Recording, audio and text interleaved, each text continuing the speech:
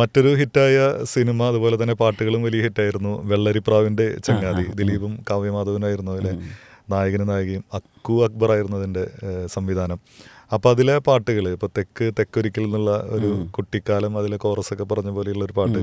പിന്നെ 17ൻ്റെ പൂങ്കരളിൽ അതിലും ഒരു പുതിയ സിംഗറായിരുന്നു പാടാനായിട്ടുണ്ടായിരുന്നത്. ആ സിനിമയുടെ ഓർമ്മകൾ 1-2 വർഷം മുന്നേ നമ്മൾ കമ്പോസ് ചെയ്ത് വെച്ചതാണ്. അപ്പം പടം നടക്കില്ല എന്ന് വിചാരിച്ചു. ഞാൻ അന്ന് ടേപ്പ് റെക്കോർഡിലാണ് കമ്പോസ് ചെയ്ത് വെച്ചിട്ടുള്ളത്. അതിന് കാസറ്റും കാര്യങ്ങളൊക്കെ ഉണ്ടായിരുന്നു. അങ്ങനെ അതിൻ്റെ ഒരു കാലമൊക്കെ കഴിയാനായോടെ കൂടെ അക്കുവിനെ വിളിക്കണം, മോഹൻ ആ പാട്ടുണ്ടോ എപ്പോഴും എന്ന് പറഞ്ഞു. ഏത് പാട്ടെന്ന് പറഞ്ഞു. അപ്പോൾ അങ്ങനെ മൂളിത്തന്നു, താനാൻ്റെ പൂങ്കരൽ എന്നൊക്കെ പറഞ്ഞിട്ട്. അയ്യോ അതേപടി എനിക്കൊരു പിടിയില്ല, പാട്ടൊക്കെ മറന്നുപോയി എന്ന് പറഞ്ഞു. അയ്യോ അതെടുക്ക്, നമുക്ക് ഉടനെ തന്നെ അതിൻ്റെ വർക്ക് തുടങ്ങണമെന്ന് പറഞ്ഞു. പിന്നെ ഞാൻ കുറേ അലമാരിൽ അവിടെ ഇവിടെയൊക്കെ ഇങ്ങനെ വെച്ചിട്ടുണ്ട് ഓരോ പാട്ടുകൾ. കാസറ്റിൽ റെക്കോർഡ് ചെയ്ത് വെച്ചിട്ടുണ്ടായിരുന്നു. ആ കാസറ്റിൽ റെക്കോർഡിങ് വെച്ചിട്ടുണ്ടായിരുന്നു. അങ്ങനെ തപ്പി ആ കാസറ്റ് കിട്ടി നോക്കിയപ്പോൾ ഞാനെല്ലാം മറന്നുപോയി.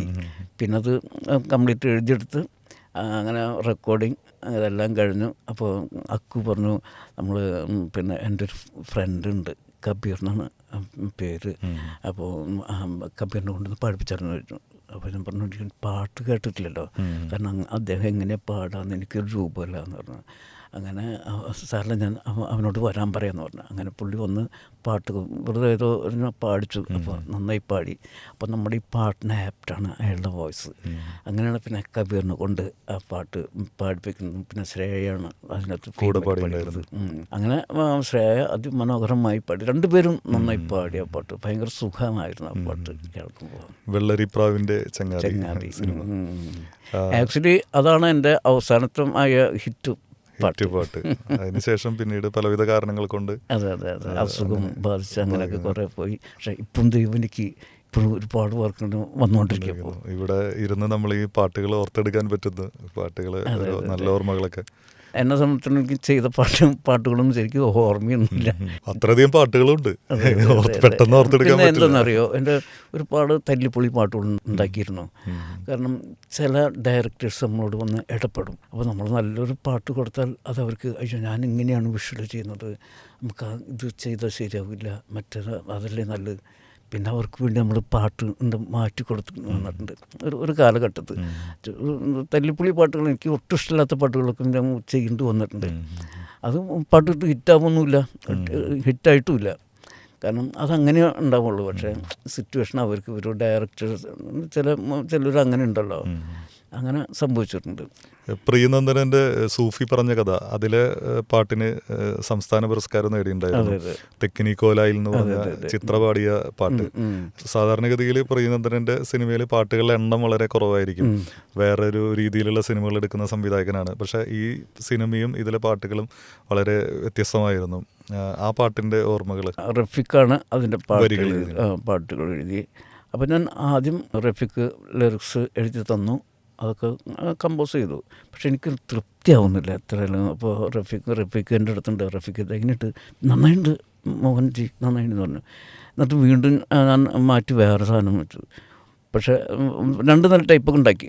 പക്ഷേ എനിക്ക് ഒന്നും തൃപ്തിയാവുന്നില്ല. പക്ഷേ റഫീഖ് ആദ്യം ചെയ്ത ട്യൂണ് അത് നന്നായിട്ടുണ്ട്, ഇനി അത് മാറ്റണ്ടെന്ന് പറഞ്ഞു. അങ്ങനെ ആ ട്യൂണ് പിന്നെ തെക്കിനി കോലായ ചുമരിൽ ഞാനെൻ്റെ, അപ്പോൾ പിന്നെ അത് അങ്ങനെ ആ ട്യൂൺ ചെയ്ത് അത് റെക്കോർഡിങ് കഴിഞ്ഞു. റെക്കോർഡിങ് എൻ്റെ വീട്ടിൻ്റെ മേലെ സ്റ്റുഡിയോ ആണ്. അപ്പോൾ ചിത്രം അവിടെ ഒന്ന് പാടി. അപ്പം ചുമ്മാ എന്നോട് പറയുന്നത് മിക്കത് അവാർഡ് കിട്ടൂലേ എന്ന് പറഞ്ഞു. തമാശ പറഞ്ഞത്. പക്ഷെ അത് ചിത്രം അതിമനോഹരമായി പാടിയതുകൊണ്ട് അവാർഡും കിട്ടിയത്. 2 അവാർഡുകൾ ഉണ്ടായിരുന്നു. സ്റ്റേറ്റ് അവാർഡ് ഉണ്ടായിരുന്നു.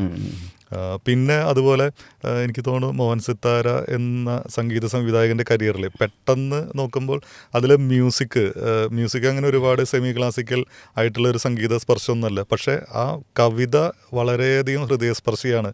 അനശ്വരമായ ഒരു വർക്ക് എന്ന് പറയുന്ന പോലെ ഇരുളിൻ മഹാനിദ്ര. അത് ആ പടം ഇറങ്ങിയ സമയത്ത് വലിയ ഹിറ്റൊന്നും ആയിരുന്നില്ലെങ്കിലും ഇപ്പോൾ ഈ ജനറേഷനെ സംബന്ധിച്ച് വലിയ ഹിറ്റായിട്ട് എല്ലാവരും പരിപാടികളിലൊക്കെ ചൊല്ലുന്ന ഒരു കവിത കൂടിയാണ്. ലെനിൻ രാജേന്ദ്രൻ്റെ ദൈവത്തിൻ്റെ വികൃതികൾ വരികൾ എന്ന് പറഞ്ഞ സിനിമയിലെ കവിത, അൽഫോൺസ് അച്ഛൻ എന്ന് പറഞ്ഞ രഘുവരൻ അവതരിപ്പിച്ച കഥാപാത്രത്തിന്റെ ആത്മവികാരങ്ങളെല്ലാം തന്നെ, ആത്മാംശമെല്ലാം തന്നെ ഉൾക്കൊള്ളുന്ന വരികൾ.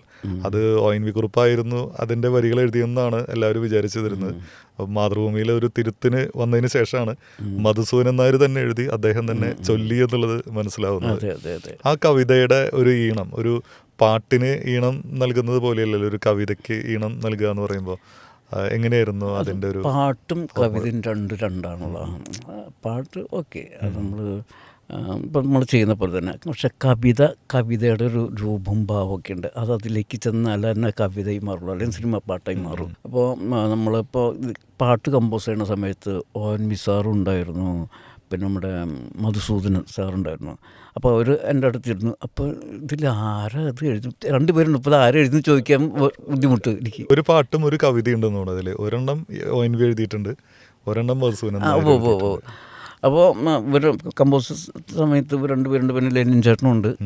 അങ്ങനെ ഞാൻ ആദ്യം വിചാരിച്ചു ONV സാറിൻ്റെ ആണെന്ന് വിചാരിച്ചു. പക്ഷേ ലിറിക്സ് കണ്ടപ്പോൾ, പിന്നെ ഹാൻഡ് റൈറ്റിംഗ് കണ്ടപ്പോൾ ONV സാറിൻ്റെ അല്ല, കാരണം എനിക്ക് നല്ല പരിചയമുണ്ടല്ലോ ONV സാറിൻ്റെ. ആദ്യത്തെ സിനിമ തൊട്ട് കാണുന്ന കൈശ്വരാണ്. അതെ, സ്ഥിരമായി കാണുന്നതാണ്. അപ്പോൾ മധുസൂദനൻ സാറിൻ്റെ ഒന്ന് മനസ്സിലാക്കി, പിന്നെ കവിത കമ്പോസ് ചെയ്തു. അങ്ങനെ റെക്കോർഡിങ്ങിൻ്റെ 2 ദിവസം മുന്നെയാണ് കവിത കമ്പോസ് ചെയ്തത്. പിന്നെ മധുസൂദനൻ സാറ് പുള്ളി കവിതയൊക്കെ നന്നായി പാടുമല്ലോ, പക്ഷേ ഒരാൾ പറഞ്ഞു കൊടുത്തിട്ട് പാടിയിട്ടില്ല. പുള്ളിയുടെ ആദ്യം യേശുദാസിനെ കൊണ്ട് പാടാനായിരുന്നു തീരുമാനം. അതെ. അപ്പോൾ നമ്മൾ ചിന്തിച്ചത് എന്താണെന്ന് പറയും, ഇപ്പോൾ ദാസർ പാടുമ്പോൾ സിനിമ സ്റ്റൈൽ ആയിപ്പം കവിതയുടെ അടിപൊളി പാടും, പക്ഷേ അതിൻ്റെ ഒരു ടോണും കാര്യങ്ങളും പാടുന്ന ശൈലികളൊക്കെ വ്യത്യാസം വരുമ്പോഴാണ് അതൊരു കവി തന്നെ പാടണം, എന്നാലേ ആ കവിതയുടെ ഫീൽ കിട്ടുള്ളൂ. അത് മറ്റൊരു സിംഗർ പാടിയാൽ അത് കിട്ടില്ല, വേറെ പോവും. അപ്പം അതുകൊണ്ട് തന്നെയാണ് ഇദ്ദേഹത്തെ കൊണ്ട് പാടിപ്പിച്ചത്. പാട്ട് പറഞ്ഞു കൊടുക്കാൻ പറഞ്ഞ ബുദ്ധിമുട്ട്, കാരണം ഒരാൾ പാടിക്കൊടുത്തിട്ട് അത് പഠിച്ചിട്ടുള്ള പരിചയമില്ലല്ലോ പുള്ളിക്ക്. പക്ഷെ അത് പുള്ളി നന്നായി പിന്നെ എങ്ങനെയൊക്കെ പഠിച്ച് അതിമനോഹരമായി പാടി. കാരണം പുള്ളിയുടെ വരികളായതുകൊണ്ട് പുള്ളി ആഴത്തിലേക്ക് ഇറങ്ങിച്ചെന്നത് പാടി. മനസ്സിലായില്ല? അതിനകത്തൊരു അടരുവാൻ വയ്യ എനിക്ക് സ്വർഗം വിളിച്ചാലും പറഞ്ഞ സാധനമുണ്ട്. ഒരുക്കി നിന്ന ആത്മാവിൻ ആഴങ്ങളിൽ വീണു പൊലിയുമ്പോഴാണ് എന്താ പറയുക, ഒരു മനസ്സിനകത്ത് ഇങ്ങനെ ഹൃദയത്തിലേക്ക് ഇങ്ങനെ ആഴ്ന്നിറങ്ങുന്ന വരികളായിരുന്നു അത് മനോഹരമായി അദ്ദേഹം പാടി. അത് ആ സിനിമ ഇറങ്ങി വർഷങ്ങൾക്ക് ശേഷം മനോരമയുടെ ഒരു പ്രോഗ്രാമിൽ സ്റ്റീഫൻ ഇത് കീബോർഡിൽ അൺപ്ലഗ്ഡ് വെർഷൻ പോലെ ചെയ്തു, കുറച്ചും കൂടി സ്ലോവില് എക്സ്പ്രഷനൊക്കെ കൊടുത്ത്. അവിടെ മധുസൂദനൻ നായരായിരുന്നു അന്ന് ഗസ്റ്റ് ആയിട്ടുണ്ടായിരുന്നത്. അദ്ദേഹം ആ പ്രോഗ്രാമിൽ ചൊല്ലിയപ്പോൾ വീണ്ടും ഒരു പുതിയ ജനറേഷൻ ഒന്നും കൂടി ഇതിനെ ഏറ്റെടുത്തു ഇപ്പോഴും. പിന്നെ ആ കവിതയുടെ എൻ്റെ വളരെ ഫേവറേറ്റ് കവിതയാണ്, ഞാൻ കുറെ പ്രോഗ്രാമിലൊക്കെ ഇത് ചൊല്ലിയിട്ടുണ്ട്. അപ്പം നമ്മൾ ആ കവിതയുടെ ലിറിക് ബ്യൂട്ടി വളരെ മനോഹരമാണ്. അത് ഏത് അന്തരീക്ഷത്തിൽ അത് കൊണ്ടുവച്ചാലും അവിടേക്ക് കറക്റ്റ് മാച്ച് ആയിരിക്കും. നൊസ്റ്റാൾജിയ ആണെങ്കിലും പ്രണയമാണെങ്കിലും വേദനയാണെങ്കിലും ഏത് രീതിയിലാണെങ്കിലും. ഇപ്പം നമ്മളിപ്പോൾ ഒരു കോളേജിൽ നിന്ന് നമ്മൾ പഠിച്ചിറങ്ങി, ഈ കവിത നമ്മൾ അവിടെ പ്ലേസ് ചെയ്ത് നമ്മളവിടെ കുറച്ച് വിഷ്വലൊക്കെ ഇട്ട് കഴിഞ്ഞാൽ അവിടേക്ക് ഇത് മാച്ച് ആയിരിക്കും. നമ്മുടെ ഒരു ആത്മാംശം, അതായത് രഘുവരന്റെ ആ ഒരു ക്യാരക്ടർ ഉണ്ടല്ലോ അൽഫോൺസ് അച്ഛൻ ഇവിടെ നിന്ന് വിട്ടുപോകുന്നുള്ള അതേ ഫീല് ഭയങ്കര ഭയങ്കര അടരുകളുള്ള ഒരു കവിത എന്ന് പറയുന്നത് വളരെ ഫീലാണ്. ലെനിൻ ചേട്ടൻ മനോഹരമായി വിഷ്വൽ ചെയ്തിട്ടുണ്ട്. പിന്നെ ലെനിൻ ചേട്ടൻ്റെ പടങ്ങളൊക്കെ ഒരു ഭയങ്കര വ്യത്യസ്തമായ പടങ്ങളാണ് പുള്ളിയുടെ. അതിൻ്റെ ടേക്കിങ്സ് ആയാലും അതിൻ്റെ സീനുകളായാലും ഭയങ്കര രസമാണ്. പക്ഷെ അത് അന്യർ പുള്ളിക്കുയില്, അതെ MD രാജേന്ദ്രന്റെ വരികൾ, അതെ അത് വളരെ മനോഹരമായിട്ടുള്ള മറ്റൊരു പാട്ടായിരുന്നു. പുള്ളിക്കുയില് കള്ളിക്കുയില് നീ കുളിരലയായി, സുജാത പാടിയിട്ടുണ്ടായിരുന്നു പാട്ട് ചെയ്തതിന് ശേഷം വിഷ്വൽ കണ്ടപ്പോൾ കിടുങ്ങിപ്പോയത്. ഈ ടൈപ്പ് എടുക്കുമെന്ന് നമ്മൾ വേറെ സ്റ്റൈലായിരുന്നു മനസ്സിലായിട്ടുണ്ടായിരുന്നില്ല. അതും വളരെ വ്യത്യസ്തമായിട്ടുള്ളൊരു അറ്റംപ്റ്റ് ആയിരുന്നു. അപ്പം ഒരുപാട് സിനിമകൾ ഇപ്പം ഈ പറഞ്ഞ ഇരുളിൻ മഹാനിദ്ര പോലെ കുറെ കൂടി വേറൊരു റൂട്ടിലുള്ള സിനിമകൾ ചെയ്യുന്നു. കരിമാടിക്കുട്ടം പോലെ എൻ്റെ ഡിഫറെൻ്റ് ആയിട്ടുള്ള കമേഴ്ഷ്യൽ ആയിട്ടുള്ള രാക്ഷസ രാജാവ് പോലെയുള്ള സിനിമകൾ ചെയ്യുന്നു. പലതരം സംവിധായകരുടെ ഒപ്പം വർക്ക് ചെയ്യുന്നു. അതേസമയം തന്നെ നമ്മുടെ ഒപ്പമുണ്ടായിരുന്ന നമ്മുടെ സമകാലികരായിട്ടുള്ള ഇപ്പോൾ ഔസേപ്പച്ചൻ, രവീന്ദ്രൻ, ജോൺസൺ, അങ്ങനെ നിങ്ങളുടെ ഒരു തലമുറയിലുള്ള പലരുമായിട്ടും വളരെ വലിയൊരു സൗഹൃദം ഉണ്ടായിരുന്നു. ജോൺസൺ മാഷക്ക് വളരെ പ്രിയപ്പെട്ട ഒരു സുഹൃത്തായിരുന്നു എന്ന് കേട്ടിട്ടുണ്ട്. എങ്ങനെയായിരുന്നു നിങ്ങളുടെ ഒരു സൗഹൃദം? എങ്ങനെയാണ് ഓർത്തെടുക്കുന്നത്? പല സിനിമകളിലേക്കും തിരക്ക് കൂടുമ്പോൾ ജോൺസൺ മാഷ ആ സമയത്ത് ഒരുപാട് സിനിമകൾ 10, 20, 25 സിനിമകൾ ഇങ്ങനെ വർക്ക് ചെയ്തുകൊണ്ടിരിക്കുകയാണ്, ബാക്ക്ഗ്രൗണ്ട് സ്കോർ ചെയ്യുന്നു. അപ്പോൾ പലപ്പോഴും ആളൊരു വർക്ക് ഏൽപ്പിച്ച് തിരക്കാന്ന് പറഞ്ഞാൽ പിന്നെ ആള് സജസ്റ്റ് ചെയ്യുന്നത് താങ്കളെയാണെന്ന് കേട്ടിട്ടുണ്ട്. നിങ്ങളുടെ ഒരു സൗഹൃദം എങ്ങനെയാണ് ഓർത്തെടുക്കുന്നത്? സൗഹൃദം എന്ന് പറഞ്ഞാൽ എനിക്ക് ജോൺ ചേട്ടനെ ഭയങ്കര ബഹുമാനമാണ്. നമ്മുടെ ജോൺ ചേട്ടൻ്റെ പടങ്ങൾക്ക് ഞാൻ വായിക്കാൻ പണ്ട് പോയിട്ടുണ്ട്. അത് ഒരു ബ്രദർലി ഒരു ഫീലാണ്. എനിക്ക് ഭയങ്കര ബഹുമാനം എനിക്ക് ജോൺ ചേട്ടനോട്. അതുപോലെ ഈ പറഞ്ഞ പോലെ ജോൺ ചേട്ടൻ്റെ ഒരു ക്യാരക്ടർ ഉള്ളതൊക്കെ വിട്ടു തുറന്ന് പറയുന്ന ഒരാളാണല്ലോ. മനസ്സ് ശുദ്ധനാണ്. അത് അദ്ദേഹത്തിൻ്റെ മ്യൂസിക്കിൽ അറിയാമല്ലോ. നമ്മൾ ചിലരുടെ മ്യൂസിക് കേട്ടാലും അറിയും അവരുടെ ക്യാരക്ടേഴ്സ്. അപ്പോൾ ഒരു നല്ലൊരു മനുഷ്യനാണ്. അങ്ങനെ ഈ പറഞ്ഞ പോലെ ഇടയ്ക്കൊക്കെ വിളിക്കും, ആ പാട്ട് നന്നായിട്ടാ, ഈ പാട്ട് നന്നായിട്ടാ എന്നൊക്കെ പറഞ്ഞിട്ട് വിളിക്കും. കുടുംബപുരാണം എന്നുള്ള സിനിമ പെട്ടെന്ന് ഓർമ്മ വരുന്ന, സാധാരണ സത്യനന്ദിക്കാടിൻ്റെ സിനിമകൾ സ്ഥിരം ജോൺസൺ മാഷാണ് മ്യൂസിക് ചെയ്യാറുള്ളത്.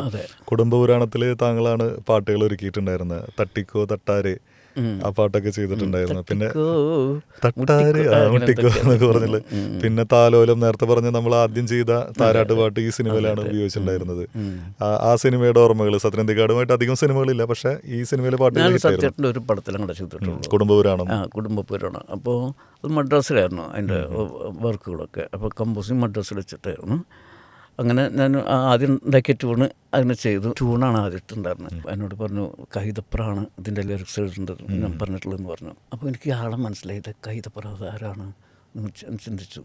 അന്ന് രാത്രി ട്രെയിനിൽ ഇറങ്ങിയിട്ട് പുള്ളി വരികയാണ്, ഒരു സഞ്ചൊക്കെ ഇങ്ങനെ തോളിൽ തൂക്കിയിട്ടുണ്ട്.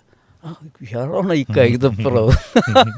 അപ്പം അതിലും മുന്നേ നമ്മൾ, ഞാൻ പറഞ്ഞല്ലോ, ആകാശവാണിയിൽ സ്ഥിരം കാണുന്നതാണ്. പക്ഷെ പേര് ഞാൻ, ഒരുപാട് ആളുകളുണ്ടല്ലോ, പേര് ഞാൻ ചോദിക്കാറില്ല. അങ്ങനെ ഒരു ഇതാണ്. തിരുമേനി എന്ന് പറയും, അല്ലാണ്ട് നമ്മൾ വേറെ പേര് എനിക്കറിയില്ലായിരുന്നു.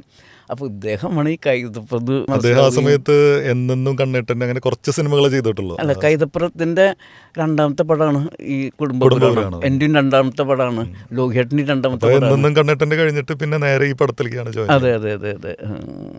പിന്നെ ആ ഒരു മൊത്തം നമ്മൾ സിനിമകളിലെ എണ്ണത്തിലാണെങ്കിലും ഗുണത്തിലാണെങ്കിലും ഒരുപാട് സിനിമകളിലൂടെ നമ്മൾ കടന്നുപോയി. ചില സിനിമകൾ നമ്മൾ വലിയ സ്വപ്നമായിട്ട് നമ്മുടെ മുന്നിൽ വന്ന് ലാസ്റ്റ് മൊമെൻ്റ് അത് ബ്രേക്കായി പോയിട്ടുള്ള ഓർമ്മകളുണ്ടോ? ഇപ്പോൾ ചില ഡ്രീം പ്രൊജക്റ്റുകൾക്ക് വേണ്ടിയിട്ട് നമ്മൾ പാട്ടുകളൊക്കെ തയ്യാറാക്കും. പക്ഷേ ഇപ്പോൾ മലയാളത്തിൽ തന്നെ ഒരുപാട് പടങ്ങൾ, എനിക്ക് തോന്നുന്നു രവീന്ദ്രമാഷ പാട്ടുകളാണ് ഇതുപോലെ, നീലക്കടമ്പ്, അതിലെ പാട്ടുകൾ, സൗവർണ, അതൊന്നും സിനിമയായിട്ട് പുറത്തു വന്നിട്ടില്ല. പാട്ടുകളൊക്കെ വലിയ ഹിറ്റാണ്. ഇപ്പോൾ വിദ്യാധരൻ മാഷയാണെങ്കിൽ സ്വപ്നങ്ങളൊക്കെയും പങ്കുവയ്ക്കാം, അങ്ങനെയുള്ള ചില പടം ഇതുവരെ പുറത്തു വന്നിട്ടില്ല. പക്ഷെ ഓഡിയോ കാസറ്റ് ഇറങ്ങി പാട്ടുകളൊക്കെ വലിയ ഹിറ്റായിരുന്നു. അതുപോലെ സിനിമ ഇറങ്ങിയിട്ടുണ്ടെന്ന് തോന്നുന്നു, വർഷങ്ങൾ പോയതറിയാതെ, ഇലപൊഴിയും ശിശിരത്തിൽ, ചെറുകിളികൾ വരവായി, മനമുരുകം. അത് ഈ ഓട്ടോഗ്രാഫൊക്കെ ഇറങ്ങുന്ന സമയത്ത് നമ്മൾ പണ്ട് ഓട്ടോഗ്രാഫൊക്കെ എഴുതുമ്പോൾ ഒരു കവിത എഴുതാൻ അറിയാത്ത ആൾ പോലും ഈ വരികൾ എഴുതി വെക്കും. ഇലപൊഴിയും ശിശിരത്തിൽ ചെറുകിളികൾ വരവായി എന്ന് പറഞ്ഞിട്ട്. ആ പാട്ട് എഴുതിയതൊരു പുതിയ ആളായിരുന്നു. ആ സിനിമയുടെ കുഞ്ഞു മൊയ്തീൻ കുട്ടി എന്ന് പറഞ്ഞ ഗായകൻ. അപ്പോൾ ആക്ച്വലി എൻ്റെയും ഇതുപോലെ ഒരുപാട് പടങ്ങൾ ഞാൻ മ്യൂസിക് ചെയ്തിട്ടുണ്ട്, പലതും ഇറങ്ങാണ്ട് വന്നിട്ടുണ്ട്. അതൊക്കെ നല്ല പാട്ടുകളൊക്കെ ആയിരുന്നു. എനിക്ക് തോന്നുന്നു ഇതുവരെ ചെയ്തിട്ടുള്ള നല്ല പാട്ടുകളൊക്കെ അതിനകത്തുണ്ടായിരുന്നു. പക്ഷേ അത് പറഞ്ഞ പോലെ എന്തൊക്കെയോ പ്രശ്നങ്ങളിൽ അങ്ങനെ അതിന് ശേഷമാണ് മോഹൻ രൂപ് എന്നെ വിളിക്കുന്നത്. ഇലപൊഴിയും ശിശിരത്തിൽ വർഷങ്ങൾ പോയതറിയാം സിനിമ. അപ്പോൾ അതിനകത്ത് 3-4 പാട്ടുണ്ട്. ആ ഗാനം ഓർമ്മകളായി എന്ന് പറഞ്ഞൊരു പാട്ടൊക്കെ ഉണ്ട്. അങ്ങനെ ഇലപ്പൊഴിയും ശിശിരം എന്ന ലിറിക്സ് അത് ട്യൂണിട്ടിട്ടാണ്, എനിക്ക് ഓർമ്മയില്ല എന്താണ്. അപ്പം മോഹൻ രൂപ പറഞ്ഞു എന്നൊരു പുതിയൊരാളുണ്ട്, അപ്പോൾ അദ്ദേഹത്തിന് നമുക്ക് ട്രൈ ചെയ്യാമെന്ന് പറഞ്ഞു. പിന്നെ എന്താണ് അങ്ങനെ ആണ് കുഞ്ഞു മൊയ്തീൻ കുട്ടി എഴുത്തായിട്ട് വരുന്നത്. അപ്പോൾ പിന്നീട് ഞാൻ അറിഞ്ഞ ജോസ് മൈലൻ എന്ന് പറഞ്ഞൊരാളും, രണ്ടുപേരും കൂടി ഒന്നുകൊണ്ട് അത് എഴുതിയത്. അങ്ങനെ ആ പാട്ട് വളരെ മനോഹരമായി വന്നു. ദാസർ പാടിക്കൊണ്ടാണ് ആ പാട്ട് ഇത്തിരി ആൾക്കാർക്ക് ഇഷ്ടപ്പെട്ട ആ വോയിസും അദ്ദേഹത്തിൻ്റെ ആ എക്സ്പ്രഷനും കാര്യങ്ങളൊക്കെ നിൽപ്പത്. അതേ സമയത്ത് വേറെ ആരും പാടിയ ചിലപ്പോൾ ഇങ്ങനെ ഇത്തിരി ഹിറ്റാവില്ലായിരുന്നു. അത് ഒരു കാലത്ത് ആളുകളുടെ മനസ്സിലേക്ക് ഒരുപാട് ഇഷ്ടമുള്ളൊരു പാട്ടായി മാറിയതാണ് ഇലപ്പൊഴിയും ശിശിരം. അതിൻ്റെ വരികളൊക്കെ ഭയങ്കര രസമായിരുന്നു. ഇലപ്പൊഴിയും ശിശിരത്തിൽ ചെറുകിളികൾ വരവായി, മനമുരുകും വേദനയിൽ നാം തമ്മിൽ പിരിയാറായി. അതിനകത്ത് പെയിനും ഉണ്ട്, പക്ഷെ താളക്കൊഴുപ്പും ഉണ്ട്. മറഞ്ഞുപോയി എന്നുള്ള ഭാഗം തൊട്ട് വേറൊരു മോഡിലേക്കാണ് പാട്ട് പോകുന്നത്. വർഷങ്ങൾ പോയതറിയാതെ എന്നുള്ള ഈ പറഞ്ഞ സിനിമ പോലെ ഏതാണ്ടൊരു 40 വർഷക്കാലമാണ് നമ്മുടെ മുന്നിലൂടെ ഈ സമയം കൊണ്ട് കടന്നു പോയത്. 1 മുതൽ 0 വരെ എന്നുള്ള സിനിമ 1986 സംഭവിക്കുന്നു. ഇത് 2025 എത്തി നിൽക്കുന്നു. ഒരുപാട് വലിയ സംവിധായകർ, പത്മരാജനെ പോലെയുള്ള വലിയ പ്രതിഭകൾ, ഒരുപാട് കലാകാരന്മാർ നമ്മുടെ ഒപ്പം വാദ്യവിന്യാസത്തിനാണെങ്കിലും നമ്മുടെ ഓർക്കസ്ട്രേഷനിലാണെങ്കിലും വർക്ക് ചെയ്ത തലമുറകൾ, അതുപോലെ തന്നെ ഗായകർ, അങ്ങനെയുള്ള എല്ലാവരുമൊത്തുള്ള അനുഭവം വളരെ സമ്പന്നമായിരുന്നു. ഇനിയും താങ്കൾക്ക് ഒരുപാട് നല്ല പാട്ടുകൾ ഒരുക്കാനും, മലയാള സിനിമ ഈ പറഞ്ഞ പോലെ 80 വർഷം പൂർത്തിയാവുകയാണ്. അതിലേതാണ്ട് പകുതിയോളം സമയം മലയാള സിനിമയിൽ ഉള്ള ആളുകളിൽ ഇപ്പോൾ വളരെ കുറച്ച് ആളുകളാണ് ഉള്ളത്. അതിലൊരാളാണ് താങ്കൾ. അപ്പോൾ അതുകൊണ്ട് തന്നെ നമുക്കെപ്പോഴും അഭിമാനിക്കാവുന്ന ഒരു വലിയ കരിയർ ഗ്രാഫിന് ഉടമ കൂടിയാണ്. അപ്പോൾ ഇനിയും ഒരുപാട് നല്ല സിനിമകളും താങ്കളെ തേടി വരട്ടെ. അതിൽ ആ സിനിമകൾക്കായി, ആ പ്രൊജക്റ്റുകൾക്കായിട്ട് നല്ല നല്ല പാട്ടുകൾ ഒരുക്കാൻ സാധിക്കട്ടെ. ദൈവം അനുഗ്രഹിക്കട്ടെ. ദൈവത്തിനോട് നന്ദി പറയേണ്ടത്. കാരണം ഒന്നുമില്ലാത്ത തന്നെ പിടിച്ച് ദൈവം മ്യൂസിക് ഡയറക്ടറാക്കി. അതുപോലെ തന്നെ എന്നെ ഹെൽപ്പ് ചെയ്ത് ഡയറക്ടേഴ്സാണ്. അവരില്ലെങ്കിൽ എനിക്കൊന്നും ചെയ്യാൻ പറ്റില്ല. പ്രൊഡ്യൂസേഴ്സും. ഈ സന്ദർഭത്തിൽ ഞാൻ ഡയറക്ടേഴ്സിനോടും പ്രൊഡ്യൂസേഴ്സിനോടും നന്ദി പറയാൻ എനിക്ക് പാട്ട് തന്ന് എന്നെ എന്താ പറയുക ഈ ഒരു അവസ്ഥയിലെത്തിച്ച പ്രത്യേകിച്ച് നവോദയയിലെ ജിജോ സാറിനും ജോസ്മാനും, പ്രത്യേകിച്ചും TK രാജകുമാർ കാരണമാണ് ഞാൻ മ്യൂസിക് ഡയറക്ടറായിട്ട് ഇവിടെ ഇരിക്കുന്നത്. അല്ലെങ്കിൽ ഒരിക്കലും ഞാൻ ഇങ്ങനെ ഇവിടെ ഇരിക്കാൻ എനിക്ക് യോഗ്യനല്ലായിരുന്നു. പിന്നെ ഈ പറഞ്ഞ പോലെ യോഗ്യനാക്കി തന്ന എൻ്റെ ദൈവമാണ്. ആ ദൈവത്തിനോട് നന്ദി പറയുന്നു. ഒരുപാട് സന്തോഷം സാർ. Thank you. രാക്ഷസ രാജാവ് എന്നുള്ള സിനിമ, അതിലെ അതും ഈ സിനിമാറ്റിക് കോമ്പറ്റീഷൻ ഒന്ന് കോളേജിലൊക്കെ വരുമ്പോൾ ഒരു 10 പാട്ടുകൾ മസ്റ്റായിട്ടുണ്ടാവും. അപ്പോൾ അതിലൊന്നായിരുന്നു കണ്ണാരേ കണ്ണാരേ കടമ്പ് മരം പൂത്തില്ലേ. അത് വലിയ ഹിറ്റായിരുന്നു. ദിലീപ്, കാവ്യമാധവൻ അവരുടെ ഒരു ഡാൻസ് സീക്വൻസ്. അപ്പോൾ പിന്നെ അതിലെ ക്ലൈമാക്സ് പോർഷനിൽ കലാഭമണിയുടെ വില്ലൻ കഥാപാത്രമൊക്കെ വരുന്ന സമയത്ത് ഒരു ഓർഫനേജ് ബോംബ് വയ്ക്കാൻ പോകുന്നു. അങ്ങനെയുള്ള സീക്വൻസിൽ സ്വർഗം ത്യജിച്ചാൽ, സ്വപ്നം ത്യജിച്ചാൽ, ആ സോങ്, ഒരുപാട് പാട്ടുകൾ. ഒരു ആക്ഷൻ മൂവിയാണ്, മമ്മൂക്കയാണ് നായകൻ. പക്ഷെ ഈ 2 പാട്ടുകളും വലിയ ഹിറ്റായിരുന്നു. വിനയന്റെ ഒരു വ്യത്യസ്ത മൂവിയായിരുന്നു. കുറേ മെലഡികൾ ചെയ്യുന്നു, പക്ഷെ അത്ര തന്നെ ഫാസ്റ്റ് നമ്പേഴ്സ് ആയിട്ടുള്ള പാട്ടുകളും മോഹൻ സിത്താര എന്നുള്ള സംഗീത സംവിധായകന്റെ ഒരു ക്രെഡിറ്റ് ലിസ്റ്റിലുണ്ട്. ആ ഒരു പാട്ടിന്റെ ഒരു അനുഭവം. ഇപ്പൊ സ്വപ്നം ത്യജിച്ചാൽ സ്വർഗം ലഭിക്കുന്നുള്ള പാട്ട് ബിനേട്ടൻ തന്നെയാണ് അതിൻ്റെ ലിറിക്സ് എഴുതിയിട്ടുള്ളത്. അപ്പം നമ്മുടെ ഇവിടെ തൃശ്ശൂർ ബിനു ടൂറിസ്റ്റ് ഹോമിലായിരുന്നു അന്ന് കമ്പോസൊക്കെ ചെയ്തത്. അപ്പോൾ ബിനേട്ടൻ ഗുരുവായൂർ പോണ സമയത്ത് മുറിയിൽ വന്ന് പാട്ടൊക്കെ എഴുതിയിട്ട് പുള്ളി പോയി. അങ്ങനെ അത് വെച്ച് കമ്പോസ് ചെയ്ത പാട്ടാണ്. ആ പാട്ട് അതൊരു പുതിയ കുട്ടിയാണ്. കുട്ടിയുടെ പേര് എനിക്ക് ഓർമ്മയില്ല. പെൺകുട്ടിയാണ്. അത് വളരെ നന്നായി പാടിയ കുട്ടി. അതിന് വിഷ്വലൊക്കെ ഭയങ്കര ബ്യൂട്ടി ആയിരുന്നു.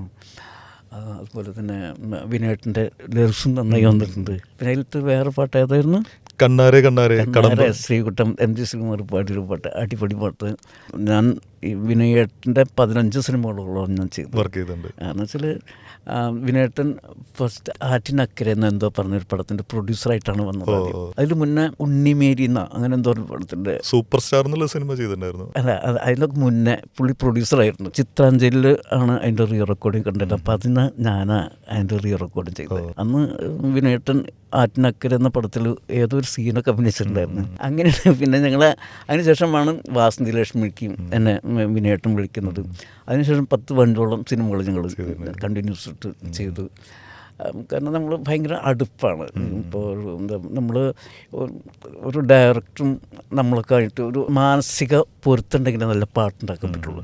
ജാടക്കുള്ള ആളുകളാണെങ്കിൽ നമുക്ക് ശരിയാവില്ല, ഞാൻ അവിടെ പോകാറുമില്ല. ഇവരൊക്കെ ഞാൻ വർക്ക് ചെയ്ത ആളുകളൊക്കെ നല്ല ക്ലീൻ ആളുകളായതുകൊണ്ടാണ് നല്ല പാട്ടുണ്ടാക്കാൻ പറ്റുന്നത്. അതുപോലെ ആ സമയത്ത് ഹിറ്റായ ആൽബങ്ങളിലൊന്ന്, പക്ഷെ ഞാൻ ഈ നമ്മുടെ ദീപസ്തംഭം മഹാശ്ചര്യം എന്ന പടത്തോടു കൂടിയാണ് തൃശ്ശൂർ. പക്ഷെ ഞാനൊന്നും സമ്പാദിച്ചിട്ടില്ല എന്നേ. ഞാൻ ഈ പറഞ്ഞ പോലെ മനസ്സെനിക്ക് ഭയങ്കര സോഫ്റ്റ് മനസ്സായതുകൊണ്ട് ആരെങ്കിലും നോക്കിയാൽ ഞാൻ ഒന്നും നോക്കില്ല, എനിക്ക് കിട്ടുന്ന പൈസ ഞാൻ അങ്ങനെയാണ് ഇതുവരെ. ഇപ്പോൾ എനിക്ക് അങ്ങനെ സാമ്പത്തികമായി വലിയ സംഭവങ്ങളൊന്നുമില്ല. ഇപ്പോഴും ഞാൻ മറ്റുള്ളവർക്ക് വേണ്ടി എനിക്ക് കുറച്ച് പൈസ കിട്ടിയാൽ എല്ലാവർക്കും വിധിച്ചു കൊടുക്കലെൻ്റെ പണി. പെട്ടെന്ന് ആരോഗ്യ സങ്കടങ്ങളൊക്കെ വന്നാലേ എനിക്കത് ഞാൻ അത് ഒരുപാട് അനുഭവിച്ചുള്ളതാണ്. അപ്പോൾ പണ്ടൊക്കെ ഞാൻ ഈ പറഞ്ഞ സ്കൂളിൽ പഠിച്ചുകൊണ്ടിരിക്കുന്ന കാലത്ത് എൻ്റെ കൂടെയുള്ള ഉച്ചയ്ക്ക് ഒന്നും കഴിക്കില്ല, രാവിലെയും കഴിക്കാണ്ടാവില്ല. ഉച്ചയ്ക്ക് ഏതൊക്കെ അതിൽ പറഞ്ഞതാണ്, ഉച്ചയ്ക്ക് ക്ലാസ് വിടും, അപ്പോൾ പിള്ളേരൊക്കെ ചോറും പാത്രത്തിൽ നിന്ന് ഇതൊക്കെ എടുക്കുമ്പോൾ സാമ്പാറിൻ്റെ മീൻ കറിയുടെ ഒക്കെ മണം ഭയങ്കരമായിട്ടുണ്ടാകും. എനിക്ക് നാട്ടപ്പളകിരിക്കും. പക്ഷെ ഞാൻ ഡെസ്കിൻ്റെ മേലെ ഇങ്ങനെ കമഴ്ന്നിങ്ങനെ കിടക്കും, കരയുന്നിട്ട് വിശക്കണ്ടല്ലോ എന്താ ചെയ്യാന്ന്. അങ്ങനെയൊക്കെ. പിന്നെ ഈ പറഞ്ഞ പോലെ തന്നെ അവിടെ ഒരു ശിവക്ഷേത്രമുണ്ട് സ്കൂളിൻ്റെ അടുത്ത്. അവിടെ പോയി ഇങ്ങനെ ഒരു ഷർട്ടും മുണ്ടൊക്കെ കൊടുക്കുക, ട്രൗസറൊക്കെ ആയിരിക്കും. അങ്ങനെ എന്തെങ്കിലും എനിക്ക് നന്നായി നടക്കാൻ പറ്റണം, അല്ലെങ്കിൽ ഡ്രസ്സ് വാങ്ങിക്കണം, നന്നായി ഭക്ഷണം കഴിക്കണം എന്നൊക്കെ ചിന്തിക്കും. അങ്ങനെയുള്ളൊരു കാലം കൊണ്ടുണ്ടായിരുന്നു. ഞാൻ ഇപ്പോഴും ഓർക്കാണ്, എൻ്റെ അച്ഛൻ ഒരു സന്ധ്യാസമയത്ത്, അപ്പം ഞാൻ നമ്മുടെ സത്താർ മാഷ കൂടെ വയലും അപ്പം വീട്ടിലൊരു കല്യാണ പ്രോഗ്രാം കഴിഞ്ഞിട്ട് ഒരു 6-7 മണിയുണ്ടാവും വീട്ടിൽ വന്നപ്പോൾ.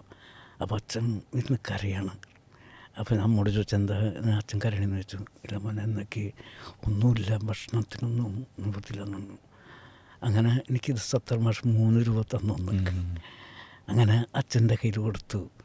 അപ്പം അച്ഛനെ കെട്ടിപ്പിടിച്ച് പൊട്ടി കരഞ്ഞു. ഞാനും എനിക്കും കണ്ണെന്നൊക്കെ പറഞ്ഞു നന്നായി.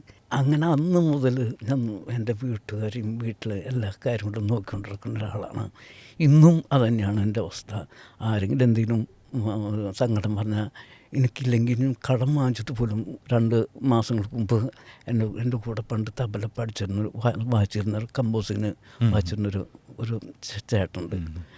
അപ്പോൾ അദ്ദേഹം മോനെ എനിക്ക് എന്താ പറയുക തളർവാദം വന്നൊക്കെ എടുക്കണം, മരുന്ന് മേടിക്കണം, എൻ്റെ കയ്യിൽ കാശില്ല, എടാ എന്തെങ്കിലും സഹായിക്കാൻ പറഞ്ഞു. ഞാനാണെങ്കിൽ അതിൽ ടൈറ്റാണ്.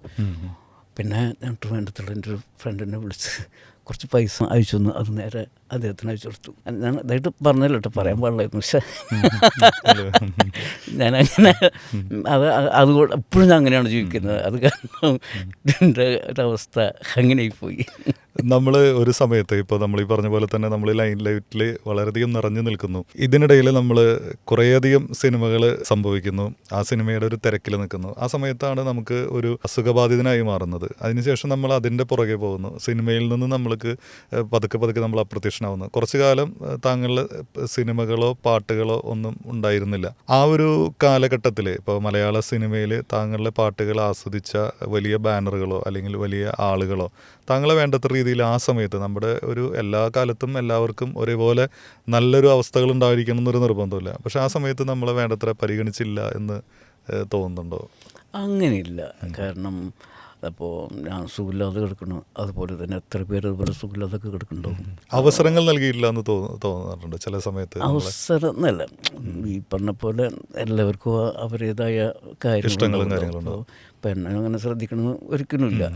അപ്പോൾ എൻ്റെ ഒരു തോന്നലാണ്. കാരണം എൻ്റെ കുഴപ്പമാണ്, എൻ്റെ തെറ്റാണ് ഞാൻ സങ്കടപ്പെട്ടത്. കാരണം എന്താ പറയുക, അതങ്ങനെയാണ് മനുഷ്യൻ്റെ ഒരു അവസ്ഥ, അങ്ങനെയാണല്ലോ. ഇത് ഇപ്പോൾ ചിലപ്പോൾ പലരും ഈ പ്രൊജക്റ്റുകൾ സ്വയം ഡിസൈൻ ചെയ്യുന്ന ആൾക്കാരാണ് ഇപ്പോൾ ഇൻഡസ്ട്രിയിൽ കൂടുതലും. നമ്മൾ തന്നെ അതിൻ്റെ ലിറിക്സ് റൈറ്ററെ വിളിക്കുന്നു, നമ്മൾ തന്നെ പ്രൊഡ്യൂസറെ വിളിക്കുന്നു. എന്നിട്ട് പ്രൊഡ്യൂസറോട് നമ്മൾ പറയുന്നത് ഇതിൻ്റെ ഒരു ടോട്ടൽ പാക്കേജ് ഞാൻ ചെയ്തു തരാമെന്നാണ്. ഇതിൻ്റെ മ്യൂസിക് ഡയറക്ഷൻ, ഇതിൻ്റെ ഓർക്കസ്ട്രേഷൻ, എന്നിട്ട് ഇതിൽ പാടുന്ന സിംഗേഴ്സിൻ്റെ പേയ്മെൻ്റ് അടക്കം ചേർത്തിട്ടാണ് പലരും ഇപ്പോൾ ഒരു വർക്ക് എടുക്കുന്നത്. ഒരു രീതിയിൽ ചിന്തിക്കുമ്പോൾ പ്രൊഡ്യൂസറെ സംബന്ധിച്ച് അത് സേഫാണ്, വേറെ തലവേദനകളൊന്നും ആൾക്കില്ല. പണ്ട് നമ്മൾ ഓർക്കസ്ട്രേഷനിൽ വയലിൻ വായിക്കുന്ന ആളുടെ ബാറ്റ അല്ലെങ്കിൽ സ്റ്റുഡിയോയുടെ ബാറ്റൊക്കെ മ്യൂസിക് ഡയറക്ടർ ആയിരിക്കും കൊടുക്കുക. സിംഗേഴ്സിൻ്റെ പേയ്മെൻറ്റ് പ്രൊഡ്യൂസർ ഡയറക്റ്റായിരുന്നു. ഇപ്പോൾ പലരും ചെയ്യുന്നത് സിംഗേഴ്സിൻ്റെ പേയ്മെൻ്റ് അടക്കം അവരെടുക്കുന്നു. ചിലപ്പോൾ സിംഗേഴ്സിന് പേയ്മെൻറ്റ് കൊടുക്കാതിരിക്കാം. പക്ഷേ സിംഗേഴ്സിനെ സംബന്ധിച്ച് അത് ഹാപ്പിയാണ്. അവരെ സംബന്ധിച്ച് ഈ വർഷത്തെ ഗാനമേളയിൽ അവർക്കൊരു ഷുവർ ഹിറ്റ് ഉണ്ടെങ്കിൽ അവർക്കത് ഓക്കെയാണ്. അവർ ചിലപ്പോൾ പേയ്മെൻറ്റ് വേണ്ടാന്ന് പറയാറുണ്ട്. അങ്ങനെയുള്ള പാക്കേജുകൾ നിർമ്മിച്ച് ആ പാക്കേജുകൾ ഒരു പ്രൊഡ്യൂസറുടെ അടുത്ത് സംസാരിക്കുക, ആ രീതിയിൽ പോകാൻ ഇഷ്ടമില്ലാത്തത് കൊണ്ട് കൂടിയാണോ, നമ്മളങ്ങനെ ഇടിച്ചു കയറാത്തത് കൊണ്ടോ, അല്ലെങ്കിൽ ആ രീതിയിലാണെന്ന് തോന്നുന്നത് നമ്മുടെ അവസരങ്ങൾ കുറയുന്നതിൻ്റെ കാരണം? എന്താണെന്ന് പറയുക, എൻ്റെ ഒരു പ്രശ്നം എന്ന് പറഞ്ഞാൽ ഞാൻ ആരും വിളിക്കാറില്ല, ഒരു മനുഷ്യനെ ഞാൻ വിളിക്കാറില്ല. ഇപ്പോൾ ഡയറക്ടേഴ്സിനായാലും പ്രൊഡ്യൂസേഴ്സിനായാലും ഒന്നും വിളിക്കാറില്ല. അഹങ്കാരം കൊണ്ടൊന്നുമല്ല കേട്ടോ, കാരണം അവർക്കൊരു ബുദ്ധിമുട്ടുണ്ടാവും. ഇപ്പം നമ്മൾ തന്നെ ഈ തിരക്ക് പിടിച്ച സമയത്ത് ഏതെങ്കിലും ഫോൺ വന്നാൽ ചിലപ്പോൾ എനിക്ക് അറ്റൻഡ് ചെയ്യാൻ പറ്റില്ല, അപ്പോൾ അതവർക്ക് ഫീൽ ചെയ്യും. പക്ഷേ ഞാൻ തിരിച്ച് വിളിക്കും, പിന്നെ എപ്പോഴും ഫ്രീ ആകുമ്പോൾ വിളിക്കും. എന്ന് പറഞ്ഞ പോലെ അവരുടെ ഒരു അവസ്ഥ അങ്ങനെ ആയിരിക്കുമല്ലോ. അത് കാരണം എനിക്ക് വിളിക്കും ചമ്മലാണ്. അത് കാരണം ഞാൻ ആരും വിളിക്കാറില്ല. പിന്നെ ഈ നേരത്തെ പറഞ്ഞ പോലെ മൊത്തം കോൺട്രാക്റ്റാണ് ഇപ്പോൾ, പാക്കേജ് സിസ്റ്റമാണ്. അപ്പോൾ ഞാനും അങ്ങനൊക്കെ ഒരു അവസ്ഥയിൽ എത്തി ഇപ്പോൾ. അപ്പോൾ അവർക്കും തലവേദനയില്ല, എനിക്കും തലവേദനയില്ല. ഒരുപാട് ആളുകൾ എനിക്ക് പൈസ തരാണ്ട് ഇരുന്നിട്ടുണ്ട്. എന്ന് വെച്ചാൽ വർക്ക് കഴിയുന്നു, അപ്പം ഞാനാണെങ്കിൽ 1-2 പ്രാവശ്യം ചോദിക്കും, പിന്നെ അത് പോട്ടെ എന്ന് വിചാരിക്കും. അങ്ങനത്തെ ഒരു കുഴപ്പമുണ്ട്. ഇപ്പോഴും ഞാൻ അങ്ങനെ തന്നെ ചെയ്യുന്നത്. പക്ഷെ അത് പക്ഷെ അത് നമ്മളെ സംബന്ധിച്ച് നമുക്ക് പ്രൊഡ്യൂസർ നമുക്ക് പൈസ തന്നില്ലെങ്കിലും നമ്മളെ വിശ്വസിച്ച് പാടിയ ആളുകൾക്കും പിന്നണിയിൽ വായിച്ച ആൾക്കും പൈസ കൊടുത്തേ പറ്റും. എൻ്റെ കയ്യിൽ നിന്ന് എടുത്തിട്ട് പോലും കൊടുക്കാറുണ്ട്. അതുപോലെ തന്നെ പുതിയ ആളുകളൊക്കെ വരുമ്പോൾ ഞാൻ അവരെ മാക്സിമം പാടിക്കാൻ ശ്രമിക്കും. കാരണം അവർ അവരുടെ അച്ഛനോടും അമ്മോടും അല്ലെങ്കിൽ ഫ്രണ്ട്സിനോടും ബന്ധുക്കളോടൊക്കെ പറയും മോഹൻ സിത്താര പാട്ട് പാടാൻ പോകുന്നെന്ന് ഒരു പക്ഷെ പറയുമായിരിക്കും. അപ്പോൾ ദൈവത്തിന് അമ്പലത്തിലൊക്കെ പോയി പ്രാർത്ഥിച്ചിട്ട് പള്ളിയിലൊക്കെ പോയി പ്രാർത്ഥിച്ചിട്ട് നമ്മളവിടെ ഒരു ആവറേജ് സിംഗറാണെങ്കിൽ പോലും ഞാൻ ചില നോട്ട്സുകളും കാര്യങ്ങളൊക്കെ അവർക്ക് വേണ്ടി ഞാൻ മാറ്റാറുണ്ട്. അല്ലെങ്കിൽ അവരുടെ മനസ്സ് വിഷമിക്കില്ലെന്ന് വിചാരിച്ചിട്ട് അങ്ങനെ പോലും ചെയ്തിട്ടുണ്ട് ഞാൻ. പിന്നെ ഒട്ടും നിവൃത്തിയില്ലാതെ വരുമ്പോൾ നമുക്കൊന്നും ചെയ്യാൻ പറ്റില്ലല്ലോ. കാരണം നമ്മളൊരു സാധനം പറഞ്ഞു കൊടുത്താൽ അതുപോലെ വന്നില്ലെങ്കിൽ, എക്സ്പ്രഷൻ അതുപോലെ വന്നില്ലെങ്കിൽ, തിങ്സുകളൊന്നും അതുപോലെ വന്നില്ലെങ്കിൽ പിന്നെ ഒന്നും ചെയ്യാൻ പറ്റില്ല. പക്ഷെ മാക്സിമം ആളുകൾക്ക് ഞാൻ അവിടെ ഹെൽപ്പ് ചെയ്യാറുണ്ട്. ഇപ്പോൾ ഇൻഡസ്ട്രിയിൽ ഇപ്പോൾ പുതിയ സിനിമകൾ വീണ്ടും ഒന്നിലേറെ സിനിമകൾ ഇപ്പോൾ സംഗീതം നൽകി വരുന്നുണ്ട്. അമ്പിളി എന്ന് പറഞ്ഞ സംവിധായകൻ ഏറെക്കാലത്തിന് ശേഷം സംവിധാനം ചെയ്യുന്ന സിനിമ, സ്വാമിയും വർക്കിയും എന്ന് പറഞ്ഞ സിനിമ, പിന്നെയും കുറേ സിനിമകൾ. അപ്പോൾ വീണ്ടും ലൈവായിട്ട് താങ്കൾ സംഗീത സംവിധാന രംഗത്തുണ്ട്. പുതിയ പ്രൊജക്റ്റുകളെ പറ്റി എന്തൊക്കെയാണ് വിശേഷങ്ങൾ? ഇതിപ്പോൾ ഒരു 5-6 സിനിമകൾ ഇപ്പോൾ കഴിഞ്ഞു. ഇപ്പോൾ ലാസ്റ്റ് ഇറങ്ങിയത് അമ്പിളിച്ചേട്ടൻ്റെ സ്വാമിയും വർക്കിയും എന്നുള്ള പടമാണ്. അതിലൊരു 4 പാട്ടാണുള്ളത്. നല്ല വന്നിട്ടുണ്ട്. എല്ലാവരും നന്നായിന്ന് പറഞ്ഞു, പക്ഷേ കുഴപ്പമില്ല. വിധു പ്രതാപും ജോൽസിനൊക്കെ അതിൽ പാടിയിട്ടുണ്ട്. കുറേ കാര്യങ്ങളും അപർണ പാടിയിട്ടുണ്ട്. അപർണ ബാലൻ പാടിയിട്ടുണ്ട്. നന്നായി പാടിയിട്ടുണ്ട്. എല്ലാവരും നന്നായി പാടിയിട്ടുണ്ട്. കുറേ കാലങ്ങൾക്ക് ശേഷം അവരൊക്കെ കാണുമ്പോൾ എന്തോ മനസ്സിന് വല്ലാത്തൊരു സന്തോഷം. കാരണം കുറേ അത്രയും ഒരുപാട് വർഷങ്ങളോടെ ഞങ്ങൾ ഒരുമിച്ചൊക്കെ അങ്ങനെ വർക്കുകളൊക്കെ ആയിട്ട് പോയതാണല്ലോ. പിന്നീട് അവരൊന്നും കാണാണ്ട് ഇങ്ങനെ വല്ലാത്തൊരു വിഷമം ഉണ്ടായിരുന്നു. ആ സമയത്താണ് ഇപ്പോൾ കുറച്ചുകൂടി വർക്കുകളൊക്കെ വന്നു തുടങ്ങി. വീണ്ടും ഒരു ഭയങ്കര സന്തോഷം. ഇപ്പോൾ തന്മാത്രയാണെങ്കിലും ഭ്രമരാണെങ്കിലും വലിയ ഹിറ്റുകളായിരുന്നു. അതെ, ബ്ലെസ്സിയുടെ പടങ്ങൾ ചെയ്യാൻ ഭയങ്കര ഇൻട്രസ്റ്റ് ആയിരുന്നു. കാരണം നമ്മളൊരു മാനസിക പൊരുത്തം അങ്ങനെയായിരുന്നു ബ്ലെസ്സി ഞാനൊക്കെ കൂടെയുള്ള സംഭവം. അപ്പം ഈ മിണ്ടാതിടിക്കുയിലെ എന്നുള്ള പാട്ട് കമ്പോസിങ് ഇതെല്ലാം കഴിഞ്ഞു. ശ്രീകുട്ടൻ അതിമനോഹരമായി പാടി. അതിനുശേഷമാണ് ഇതളൂർന്ന് വീണ പാട്ട് ജേട്ടൻ അതിമനോഹരമായി പാടി. പിന്നെ ബ്ലെസ് പറഞ്ഞു നമുക്ക് ലാലേട്ടനെ കൊണ്ട് പാട്ട് ഈ സെയിം പാട്ട് പാടിക്കണം പറഞ്ഞു. അപ്പോൾ അങ്ങനെ നമ്മളെ ക്ലൈമാക്സിലൊരു സീനുണ്ട്, പുള്ളി എല്ലാം മറന്നു പോയിട്ട് ഉള്ള അവസ്ഥ. അത് പുള്ളിയുടെ വോയിസിലാണെങ്കിൽ കുറേ കൂടി നാച്ചുറലായിരിക്കും എന്ന് പറഞ്ഞു. അപ്പോൾ ശരിയാണ്, കാരണം നമ്മൾ വേറൊരു വോയിസ് പറഞ്ഞ ഒരു ആർട്ടിഫിഷ്യൽ ഫീൽ വരും. അതിൻ്റെ വരികളും അങ്ങനെ തന്നെയാണ്. അത് ഈ രമേശൻ നായരുടെ ഒരു ക്യാരക്ടർ ഇതളൂർന്ന് വീണ പനി നിർദ്ദലങ്ങൾ പോലെയാണ്. അത് തിരിച്ചു കൊണ്ടുവരുന്ന ഒരു ശ്രമം കൂടിയാണ് പാട്ട്. അതെ അതെ, അത് മോഹൻലാൽ പാടി. അപ്പോൾ എനിക്ക് പാടിയപ്പോൾ ഒരു സാധാരണ എനിക്ക് ഫീൽ അത്ര ഇഷ്ടപ്പെട്ടില്ല. എന്നാലും മോഹൻലാലല്ലേ പാടിയ നമ്മളങ്ങനെ വെച്ചു. പക്ഷേ വിഷ്വൽ കണ്ടപ്പോണ്ടല്ലോ നമ്മൾ കിടുങ്ങിപ്പോവും. കാരണം പ്രത്യേകിച്ച് അത് വേറെ ആരെങ്കിലും പാടിയ അത്രയും ഫീൽ കിട്ടില്ല. ലാലത് വളരെ മനോഹരമായി മറന്നു പോകുന്ന ഒരവസ്ഥയിൽ വാക്കുകളൊക്കെ പരുതി ഇങ്ങനെ ചകഞ്ഞെടുക്കുന്നൊരവസ്ഥയിൽ ഭയങ്കരമായിട്ട് ഫീൽ ചെയ്യും അത് ആ പടത്തോട് കൂടെ കാണുമ്പോൾ. പ്ലേസിയുടെ മിക്ക പടങ്ങളിലെ പാട്ടുകളും നല്ല പാട്ടുകളാണ്. മിണ്ടാതടി കുയിലെ നല്ല പാട്ടായിരുന്നു. പിന്നെ അതിലെ ക്ലൈമാക്സ് സീനിൽ കാട്ടുവെളിയിലെ കണ്ണമ്മ എന്ന് പറഞ്ഞ അതൊരു അത് ആക്ച്വലി ഈ കാട്ടുവെളിയുടെ കണ്ണമ്മ വേറെ ഏതോ ഉണ്ട്, എനിക്കതറിയില്ല. പ്ലേസിനോട് പറഞ്ഞു ഇങ്ങനെ തമിഴ് പാട്ടാണ് വേണ്ടതെന്നൊക്കെ പറഞ്ഞു. അങ്ങനെ തമിഴ് ഇതുണ്ടാക്കി പാട്ടൊക്കെ ഉണ്ടാക്കി എല്ലാവരും നന്നായി പാടി. അതിനകത്ത് പുതിയ ആളുകളാണ്. ഒരു ഷീലാമണി എന്ന് പറഞ്ഞൊരു ലേഡി, പിന്നെ എൻ്റെ ഒരു ചേട്ടൻ്റെ മകൻ സുനിൽ, അവൻ, പിന്നെ വിധു പ്രതാപ്, വേറെ ആളും കൂടെ പാടിയിട്ടുണ്ട്. ഉണ്ണീഷ്ണേട്ടൻ എന്ന് പറഞ്ഞൊരു എൻ്റെ ഫ്രണ്ടാണ്. അവർ 4 പേരും കൂടി ആ പാട്ട് കാറ്റുവെള്ളിയുടെ കണ്ണമ്മ പാടിയത്. അത് ഭയങ്കര രസമായിട്ട് വന്നിട്ടുണ്ട്. അതുകൊണ്ട് നമ്മൾ പ്രതീക്ഷിച്ച പോലെ അങ്ങോട്ട് ഹിറ്റായില്ല തോന്നുന്നു അല്ലേ? അല്ല, ആ സിനിമ വലിയ ഹിറ്റായിരുന്നു. മോഹൻലാലിന് ഒരുപാട് പുരസ്കാരങ്ങൾ, പടം ഹിറ്റായിരുന്നു. പക്ഷെ പാട്ട് അത്ര അങ്ങോട്ട് അല്ല, അത്യാവശ്യം ഹിറ്റുകൾ തന്നെയായിരുന്നു. ഭ്രമരം എന്ന സിനിമ ബ്ലെസ്സി എന്ന സംവിധായകനെ സംബന്ധിച്ചും മോഹൻലാലിലെ നടനെ സംബന്ധിച്ചും വലിയ അഭിമാനിക്കാൻ പറ്റാവുന്ന ഒരു സിനിമയായിരുന്നു. വളരെ വ്യത്യസ്തമായൊരു പ്ലോട്ട്, ഒരു സാധാരണ പ്രതികാര കഥയ്ക്കപ്പുറം ബ്ലെസ്സിയുടെ ഒരു എസൻസ് ഒക്കെ ഉള്ള ഒരു സിനിമയായിരുന്നു. ആ സിനിമയിലെ പാട്ടുകൾ, പ്രത്യേകിച്ചും അതിലെ അണ്ണാറക്കണ്ണാവ പൂവാല എന്ന് പറഞ്ഞ പാട്ട് വലിയ ഹിറ്റായിരുന്നു. ചെറിയ കുട്ടികൾ വരെ അത് പാടിക്കൊണ്ട് നടക്കുമായിരുന്നു. മോഹൻലാൽ എന്ന നായകൻ ഒരുപാട് പാട്ടുകൾ അതിനു മുമ്പും ശേഷമൊക്കെ പാടിയിട്ടുണ്ടെങ്കിലും ഈ പാട്ടിന് ഇത്തിരി കൂടുതലായിരുന്നു. അനിൽ പനച്ചൂരാൻ ആയിരുന്നു അതിലെ വരികൾ എഴുതിയിട്ടുണ്ടായിരുന്നത്. ഭ്രമരത്തിന്റെ ഒരു ഓർമ്മകൾ, വളരെ വ്യത്യസ്തമായ പാട്ടുകൾ ഉണ്ടായിരുന്നു ആ സിനിമയിൽ. നമ്മൾ വ്യത്യസ്തമായി പാട്ടുകൾ ഉണ്ടാവാൻ കാരണങ്ങൾ നമ്മൾ സബ്ജക്റ്റ് അതുപോലെ വ്യത്യസ്തമായിരിക്കണം, അതുപോലെ സിറ്റുവേഷനും വ്യത്യസ്തമായിരിക്കണം. ഇപ്പോൾ ഇതിനകത്ത് തന്നെ അണ്ണാരക്കണ്ണ എന്ന് പറഞ്ഞൊരു പാട്ട് ഭ്രമരത്തിൽ തന്നെ അല്ലേ ഇത്? അതിനകത്ത് ആ സിറ്റുവേഷൻ ഭയങ്കര രസമായിരുന്നു. കാരണം അദ്ദേഹം ഈ പഴയ കാലഘട്ടത്തെ ഓർക്കുമ്പോൾ നമ്മൾ ആ സിറ്റുവേഷൻ നമ്മളും ആ പഴയ കാലങ്ങളിലേക്ക് പോയി പോകും. അന്ന് നമ്മൾ കളിച്ചുകൊണ്ടിരിക്കുന്ന നമ്മളെ ഫ്രണ്ട്സും നമ്മളെ ആ ലൊക്കാലിറ്റിയും അങ്ങനെയുള്ള നമ്മൾ സ്കൂളിൽ പഠിച്ചുകൊണ്ടിരിക്കുന്ന കാലം അതൊക്കെ ഭയങ്കര നൊസ്റ്റാൾജിയ, ഭയങ്കര ഫീലിങ്.